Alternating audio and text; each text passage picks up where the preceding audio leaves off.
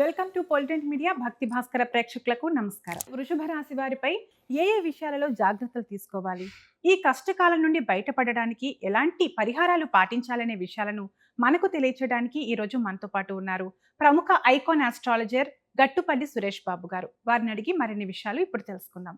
నమస్కారం గురువు గారు. జై శ్రీమన్నారాయణ.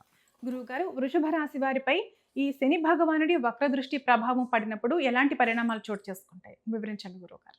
అయితే ఈ వక్ర దృష్టి అనేది ఏంటంటే శని భగవానుడే కాదు, ప్రతి రాశిలో కూడా ఒక్కొక్క గ్రహం మారినప్పుడు వాటి యొక్క స్థితిగతులు అనేది ప్రతి రాశి వారి పైన ఉంటూ ఉంటాయి. కాకపోతే ఒక్కొక్క రాశి వారికి ఒక్కొక్క ప్రకారంగా ఉంటూ ఉంటాయి. ఒకరికి ఆర్థికంగా అయితే ఇంకొకరికి ఫైనాన్షియల్గా, ఇంకొకరికి ఏంటంటే ఆర్థికంగా ఒకటి, జాబ్ ప్రకారంగా ఒకరికి, ఆర్థికంగా జాబ్ ప్రకారంగా కాకుండా ఆరోగ్యం కూడా క్షీణిస్తుంటుంది. అలానే నరదిష్టి నరఘోష కూడా వస్తూ ఉంటుంది. ఒక్కొక్కళ్ళకి ఏంటంటే అన్ని రకాల నష్టపోతూ ఉంటుంటారు. అలానే ఈ యొక్క వృషభ రాశి వారికి కూడా, ఈ వృషభ రాశి వారికి 2 రకాల ప్రభావితాలు ఉంటాయి. ఎందుకంటే కనుక ఇక్కడ చూసుకుంటే 2వ స్థానంలోనే మనకి గ్రహణం ఏర్పడుతుంది. శని భగవానుడు 11వ స్థానం. 11వ స్థానం అంటే లాభస్థానం. లాభస్థానంలో మళ్ళీ వక్రంలోకి వస్తున్నాడు. ఇటీవలే ఇప్పుడిప్పుడే కొంతమేర ఇబ్బంది లేకుండా బాగుపడటానికి ఎన్నో రకాల వనరులు కూడా ముందుకొస్తుంది వృషభ రాశి వారికి.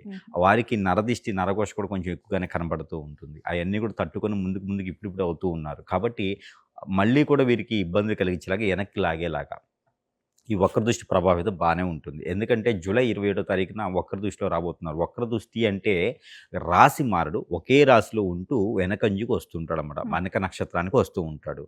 కాబట్టి ఆ మీనరాశిలోనే సంచరిస్తూ ఉంటాడు. ఇంకొక 1 ఇయర్, దాదాపు ఒక ఏడాది పాటు కూడా మీనరాశిలోనే ఉంటాడు శని భగవానుడు. కాకపోతే ముందు వెనక వెళ్తూ ఉంటాడు. నక్షత్ర మార్పు తప్పితే రాశి మార్పు కాదు. దీనివలన వృషభ రాశి వారికి అయితే మిశ్రమ ఫలితాలు అయితే రాబోతున్నాయి. దానివలన అనుకున్నటువంటి కార్యక్రమాలు అయితే మాత్రం ముందుకు వెళ్ళేదానికైతే కొంచెం టైం పడుతుంది. అలానే వీరు ఏదైనా విదేశాన్ని వెళ్ళాలనుకున్నా కూడా కొంచెం నరదిష్టి నరఘోష కొంచెం ఎక్కువగానే పడుతున్నాయి. పోటీ పరీక్షల్లో పాల్గొనన్నా కూడా ఈ కొంచెం డిస్కల్గా ఈ పని చేయదు. బ్రెయిన్ అనేది కొంచెం మొద్దుబారిపోయిన తరంగాను, ప్రతి ఒక్కరితో గొడవ పెట్టుకోవటం, కొట్లాడుకోవటం లాంటివి, నష్టపోవటం లాంటివి ఎక్కువ జరుగుతుంది. కాబట్టి పక్కన వాళ్ళని ఎవరిని నమ్మకుండా జాగ్రత్తగా ఉంటుండాలి. పర్సనల్ విషయాలు ఎవరికి షేర్ చేయకుండా ఉండాలి. అలానే వీరిపైన నరదిష్టి నరఘోష కాదండి, ఇంకా వీరికి ఏదైనా గ్రహ దోషాలంటే కూడా కలత్ర దోషం కానీ, రాహుకేత దోషం కానీ ఏమైనా ఉంటే, కాలసర్పదోషం నాగదోషం ఉంటే కనుక అవి ఇప్పుడు ప్రభావితం చూపించి ఆరోగ్యం కూడా కొంచెం క్షీణించే విధంగా అయితే ఉంటుంది వృషభ రాశి వారికి. కాబట్టి ఎవరైనా ఉన్నారు అంటే కనుక వారు ఏదైనా కొత్తగా వ్యాపారం మొదలు పెట్టాలి అనుకున్న వారు కొంతమేర ఆగితే బాగుంటుంది. నవంబర్ వరకు కూడా, ఏది 2020 సంవత్సరం నవంబర్ వరకు కూడా ఆగితే బాగుంటుంది. ఈ వక్ర దృష్టి అనేది డిసెంబర్ 11వ తారీఖు వరకు కూడా ఈ మీనరాశిలోనే సంచరిస్తూ శని భగవానుడు వక్ర దృష్టి ఉంటాడు. కాబట్టి ఎక్కడైనా కొట్లాట్లు కానీ, గొడవలు కానీ, ఆస్తి తగాదాలు కానీ, వీళ్ళనామాలు ఇది కానీ, ఎక్కడైనా అడ్వాన్స్ ఇచ్చినటువంటి పోరంబోకులు స్థలాలని, లేకపోతే ఆ స్థలాలన్నీ పనికిరానటువంటి స్థలాలని అని చెప్పేసి, భోగ స్థలాలని చెప్పేసి కొట్లాడి కోర్టు వరకు వెళ్ళే విషయాలు ఉంటాయి. లేదా ఎక్కడైనా షూరిటీ పెట్టారనుకోండి, వారు కూడా కొట్లాడేటువంటి సమయం ఉంటుంది. కాబట్టి ఎవరికి కూడా షూరిటీలు పెట్టకూడదు, ఎవరిని కూడా నమ్మే పరిస్థితి ఉండకూడదు, పార్ట్నర్షిప్ వ్యాపారాలు అసలే చేయకూడదు. ఇక పెళ్లి విషయంగా వస్తే మాత్రం నవంబర్ వరకు ఆగితే మంచిది. ఈ శని భగవాన్ అశుభ దృష్టి అయితే మాత్రం ఖచ్చితంగా కూడా వృషభ రాశి వారి పైన ఉంటుంది. ఇది ఆర్థికంగాను ఆరోగ్యంగాను కూడా చూపిస్తుంది. ఇక ఇటు పక్క చూసినట్లయితే 2వ స్థానంలో మనకి గ్రహణం ఏర్పడుతుంది. కాబట్టి ఈ గ్రహణానికి సంబంధించిన శోభ కూడా వీరిపైన ఉంటుంది. ఎందుకంటే ఇంట్లో ఎవరికైనా పెద్దవారికి ఆరోగ్యం బాగాలేకపోవటం, ఇంటికి మరమ్మతులు చేస్తూ ఇబ్బంది పడటం, ప్రయాణాలు చేసేప్పుడు కొంచెం గండంగా ఏర్పడటం లాంటివి కనిపిస్తూ ఉంటాయి. ఇవన్నీ కూడా కొంతమేర తొలగాలి, ముందుకు వెళ్ళాలి అనుకుంటే కనుక కొన్ని రకాల పరిహారాలు చేసుకోవచ్చు. ఇక వీరికి పరిహార నిమిత్తంగా చూసుకున్నట్టయితే కనుక ఈ 4 మాసాలు కూడా, మాసానికి ఒకసారి అయినా సరే, August, September, October, November, December, అంటే ఈ 4-5 మాసాలు కూడా వీరు మాసానికి ఒక్కసారి అయితే కనుక ఎక్కడైనా సరే వీరికి సమీప దూరంలో నది, ఏరు, సెలయేరు, కుంట, కాలువలు లాంటివి ఉంటే స్నానం ఆచరిస్తే చాలా బాగుంటుంది. అలానే ఎక్కడైనా వీరికి సమీప దూరంలో దుర్గామాత కానీ, లలితమ్మ వారు కానీ, పార్వతమ్మ కానీ ఉంటే అక్కడ కుంకుమర్చన చేయించుకోవాలి మాసానికి ఒకసారి. ఆ కుంకుమను ప్రతిరోజు కూడా ధరించుకోవచ్చు.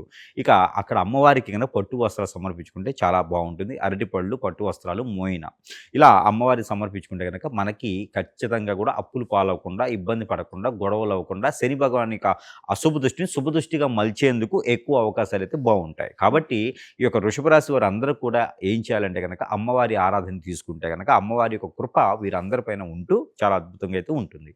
అలానే వీరు ప్రతి వారంలో ఒకసారి అయినా సరే ఒక మంచి గుమ్మడికాయ, చిన్నపాటి కూడా వస్తున్నాయి ఈ రోజుల్లో, ఒక మంచి గుమ్మడికాయ తీసుకొని వీరికి వీరే దిష్టి తీసేసుకొని ఎక్కడైనా పొదలగొని చెట్లలో కానీ పారేడు నీటిలో కానీ వేసేసేయాలి. ఇలా చేసినట్టయితే కనుక వీరిపైన ఏదైతే ఇంతకుముందు మనం చెప్పుకున్నామో కాలసర్పదోషం, నాగదోషం, కుజదోషం అని అవి కూడా వీరికి రాకుండా ఉండేందుకు ఎక్కువ అవకాశాలైతే కనపడుతున్నాయి. కాబట్టి ఈ యొక్క వృషభ రాశి వారు ఎదుటి వాళ్ళని నమ్మకుండా భార్యాభర్తలు ఏదైనా మాట్లాడుకోవాలి, భార్యాభర్తలతో వ్యాపారం చేసుకోవచ్చు, కానీ వేరే వాళ్ళతో పార్ట్నర్షిప్ వ్యాపారం కానీ చేయకూడదు. అలానే వీరేదైనా కొత్తగా వ్యాపారం మొదలు పెట్టాలని కానీ, ఇండస్ట్రీ మొదలు పెట్టాలని కానీ, ముందుకెళ్లాలన్నా కూడా ఈ శని పగన అశుభ దృష్టి అయితే కొంత కనపడుతుంది. కాబట్టి కొంచెం జాగ్రత్తగా ఉండాలి. అలానే ఈ శని అయినా, బుధుడైనా, గురువైనా, శుక్రుడైనా, రవి అయినా, చంద్రుడైనా ఈ గ్రహాలన్నీ కూడా స్థితిగతులు మారుతూ ఉంటాయి.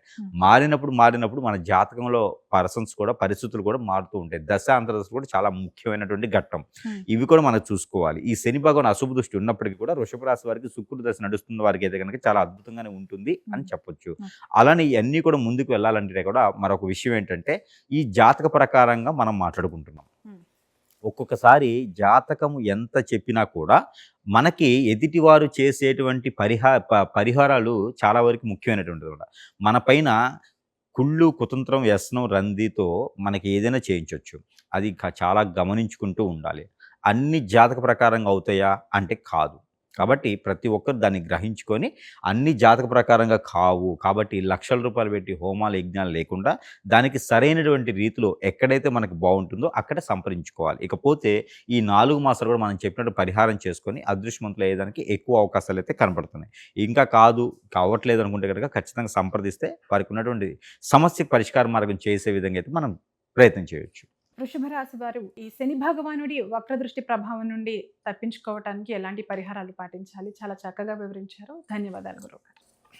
ఈ వీడియో మీకు నచ్చితే లైక్ చేయండి. అలాగే మీ బంధువులకు, స్నేహితులకు షేర్ చేయండి. మరిన్ని ఇలాంటి ఆధ్యాత్మిక విషయాలను తెలుసుకునేందుకు మన ఛానల్ని ఇప్పుడే సబ్స్క్రైబ్ చేసుకోండి. సర్వే జన సుఖినో భవంతు.